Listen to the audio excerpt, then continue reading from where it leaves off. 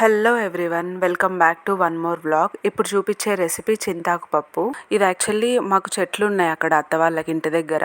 ఆ చెట్ల నుంచి తీసిన ఆకుతోటి ఇది మెదిపి తీసుకొని వచ్చారు. ఇది 1 year వరకు ఫ్రిడ్జ్ లో స్టోర్ చేసుకోవచ్చు. మేము ఇక్కడ సమ్మర్ లో చింతాకు అడిగితే కరెక్ట్ హ్యాండ్ ఫుల్ ఆఫ్ చింతాకే 150 రూపీస్ చెప్పిర్రు. మాకు ఇంకా కొనుక్కోబుద్ది కాక తీసుకోలే, ఇంట్లో చెట్లు పెట్టుకొని ఎందుకు. అండ్ ఇక్కడ 1 cup ఆఫ్ కందిపప్పు తీసుకుంటున్నాను నేను, అండ్ 1 onion, అండ్ మీ స్పైస్ లెవెల్ని బట్టి మిర్చి. నేను ఇక్కడ ఆల్మోస్ట్ 7 to 8 మిర్చి తీసుకుంటున్నా. యాక్చువల్లీ ఇది పొడి కారంతో కూడా బాగుంటుంది, ఐ మీన్ కారపొడితో.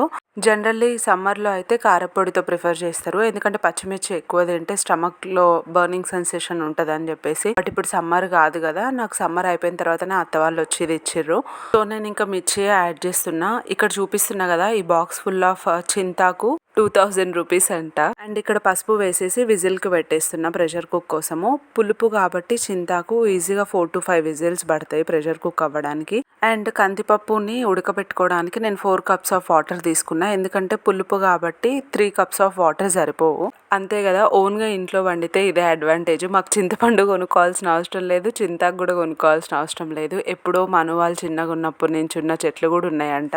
అండ్ ఇలా గోంగూరను కూడా స్టోర్ చేసుకోవచ్చు, ఆల్మోస్ట్ 6 months to 1 year వరకు కూడా ఉంటుంది. అండ్ ఎప్పుడైనా ఊరికెళ్ళి అప్పుడు అవైలబుల్గా చింతాకు కానీ గోంగూర కానీ ఉంటే ప్రాసెస్ నేను అత్తని అడిగి మీకు వీడియో చేసి చూపిస్తా. అండ్ ఇంకా పోపు పెట్టేసుకోవడమే. మీలో ఎవరైనా తాలింపు స్మెల్ కానీ తాలింపు సౌండ్ కానీ ఇష్టమా? నాకు చాలా ఇష్టము. నేను ఇంతకుముందు వ్లాగ్లో కూడా షేర్ చేసిన. నాకు అది చాలా సూదింగ్గా కామ్గా అనిపిస్తుంది.